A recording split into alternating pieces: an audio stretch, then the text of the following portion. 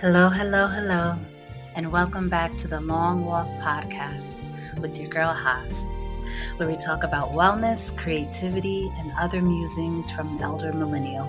Your girl is older, wiser, stronger, and I know you are too. For today's episode, we're going to title it Mrs. Reliable, the Protector. Shout out to all the dependables, all the resilients, all the protectors, all of the caring warriors out there who have been the support for so many, who have been so committed to make sure that they're there for others, but maybe forgot themselves along the way. I thought it would make sense to discuss this because I'm enjoying some tea if you hear me take a sip. I thought it would make sense to talk about this today because that has been a big part of my identity for a very long time. Haas is known as being loyal, dependable, resilient, appropriate, the supporter, the protector. And I used to wear those badges with honor. And I had such a commitment to them that it became rigid. I just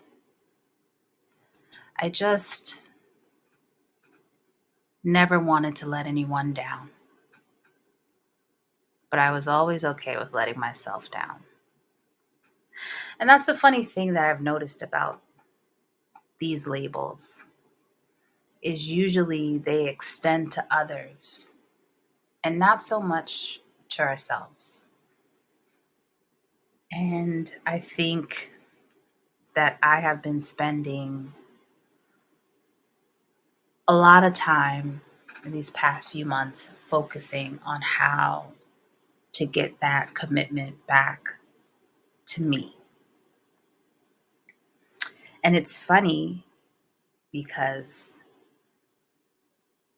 once you try to shift that commitment to yourself,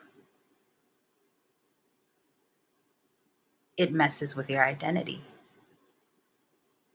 And you're still trying to be reliable, dependable, appropriate, supportive, loyal. But now you're in the lens. You're part of the focus. You're part of the vision. And suddenly, once you become a part of the equation, you don't represent those things as much to others. For the right people, I think you do. But mostly to others, you don't, because your needs aren't theirs, and you're so used to giving of yourself. And it's weird. It's weird how it creeps up on you. I can only speak for myself, but I'm not sure why.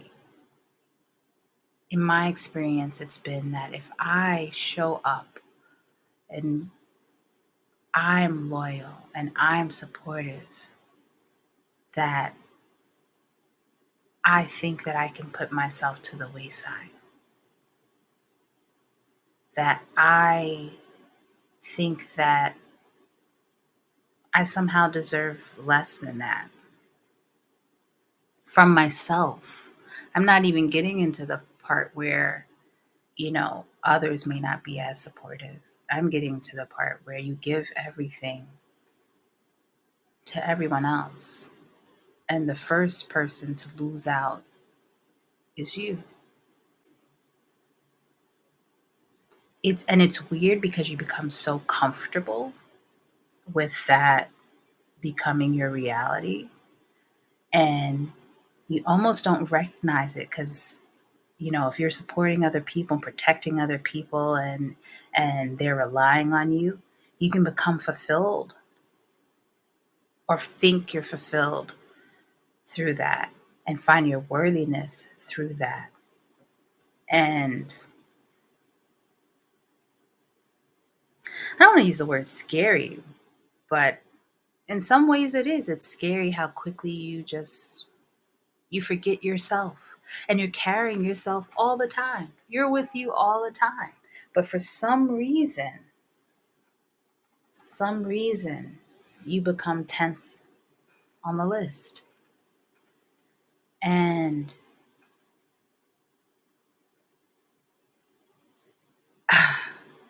it's easy when you realize to almost become resentful towards others.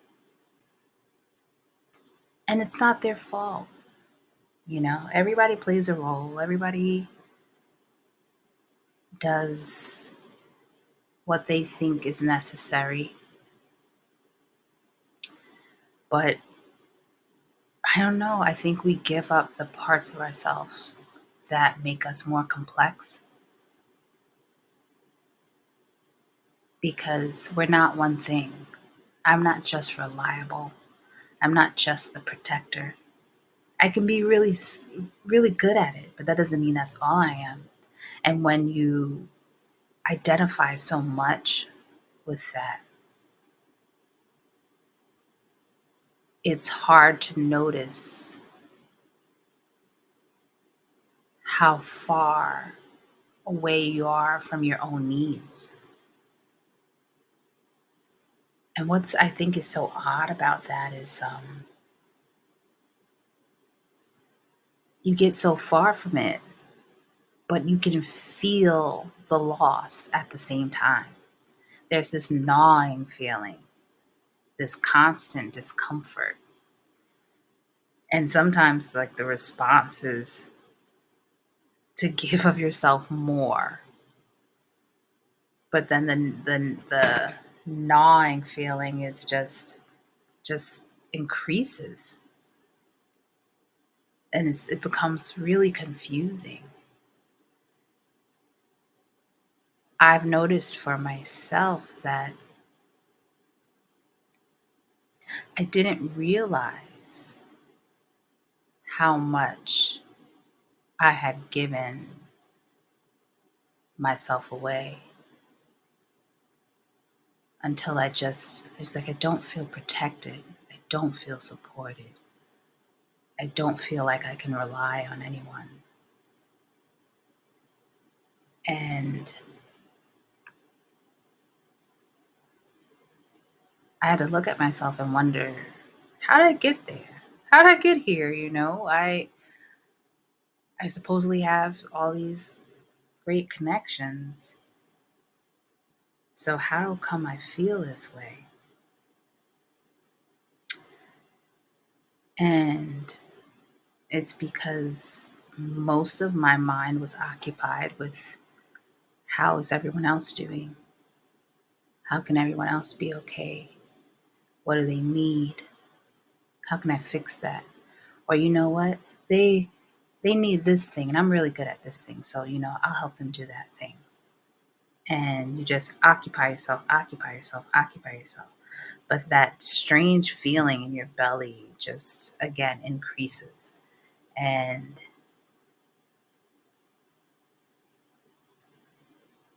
there comes a point where you can't ignore it. And I think that's what happened to me. I just couldn't ignore it anymore. And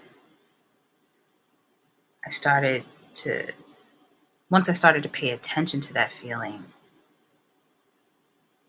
I realized, like, I'm losing grasp of what I want, what I need, what makes me feel well, what makes me feel happy, what makes me feel peaceful. And I'm not jumping to figure out why. And instead, I jump to the next request from someone else. And when I started to pay more attention to it, it gave me the freedom to kind of take a pause when there was another request from someone and just maybe just say I need a few before I can get back to them. Just say maybe I can't get this thing done for you, or you know what, can you ask me later? And when I started to say that more, I started hearing myself more. And don't get me wrong, what I was hearing wasn't, there weren't any answers to my feelings, but they were questions, questions that I wanted to find the answers to. Like, where have I gone? Why don't I want things? Why don't I feel interested in things? Why do I keep putting myself last? What am I afraid of? And while I don't have all the answers for them, I have the voice. You know, now the feeling has transformed into a voice. And so I'm closer. I feel like I'm closer to getting those answers. And maybe now, because I'm asking for a break here, a break there, you know, admitting that I can't handle everything for other people, maybe I can get to what I'm really looking for myself. Maybe I can get to having more loyalty for myself. You know, and for me, that looks like, hey, not that I stop supporting others, but is my cup full right now? Asking myself that, is my cup full right now? Is there something that I need to do for myself that I've been kind of procrastinating and not getting done? So I have more questions now, but I like the questions because it puts me into the conversation. Whereas before I was kind of treating myself like a robot, like I was on autopilot. And also with those questions, more things are revealed to me that like I was lacking trust in myself. Trust that I would cater to my own needs, that I would consider myself more. I wasn't sure that I would do that. And so it was easier to be someone else's hero, you know? And so I'm navigating that space right now. I'm thinking about my needs. I'm thinking about how I can be not the best version. I think we always say, I want the best version of myself. I want the most authentic version of myself, you know, because I think, from at least for me, I can get lost in that. Oh, are you being the best version? Well, what does that mean? According to who?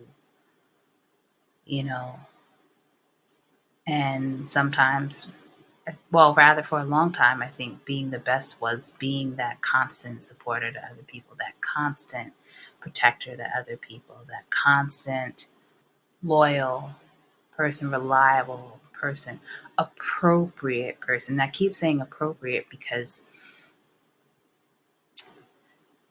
people could depend on me to always keep it together. And that meant that they could behave in any manner and know that my response would be very measured and very stoic and very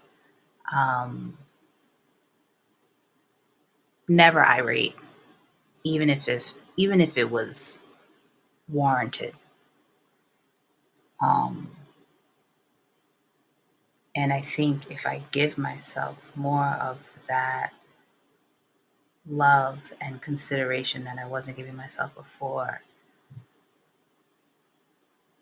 I won't feel like I need to be that I won't feel I need to be so appropriate and reliable and responsible, and that I'm this person, this not person, but being that needs to save the day.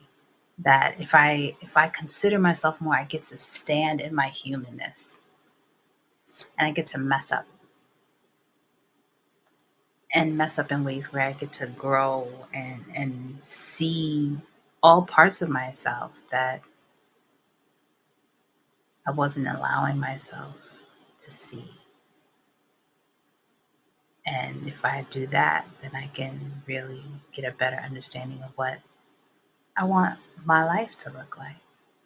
And then I can be that supportive person that is a collaborator in someone's life, is a part of the story in someone's life where there's help, but is not the complete help, is not the complete assistant, is pardon me, complete assistance, is not the complete hero in someone else's world. And then they get to see me as human too. I hope this makes sense because it's just something that's been on my mind for quite a bit. I think in the last episode I talked about being a perfectionist, and now I so much don't want to be that. But now I really want to embrace those human parts of me. Just let myself feel, let myself notice, you know? And I think when you're a natural protector, or you've always been reliable, I don't think that it means like you're gonna just kind of run to the other end of the spectrum and just not care about others. Because I think that's always in you. It's just now you're caring about yourself too, you know. And also recognize that so many people are not gonna like it, and that part is really okay. It's really, really, really okay, you know, because people need time to adjust. We all do. And those who can adjust are probably never meant for you to begin with, you know. And that's a whole nother conversation. But it's a growing pain. But it's worthwhile, I think, you know. Can you imagine living your whole life forgetting about yourself? And we're always so afraid we're going to be egotistical and selfish. And I think if you've already forgotten about yourself, I don't know how much you need to worry about that. You know, I think this life makes it very easy to pull you back to the ground. So, if you were the big protector, I mean, and I say this and I recognize that if you're the protector for ego, then maybe that's something different. But if you're the protector for support and care and love of others, um, I don't know. I don't know if you could get really caught in the sauce of making it all about you, because I just don't think that that's kind of like your your path. At least I hope not. At least I definitely hope not for myself. But that's what I've been pondering these past few weeks, maybe months. Um, that I want to be able to rely on myself just as well as others have been able to rely on me. And that I can, by doing so, build more trust in myself, build more consideration for myself, and more gentleness for myself. So, those are my thoughts. I'd love to hear yours. And I thank you for listening to this episode of The Long Walk. I so much appreciate it. I look forward to continuing this walk with you. I'll see you soon. One love.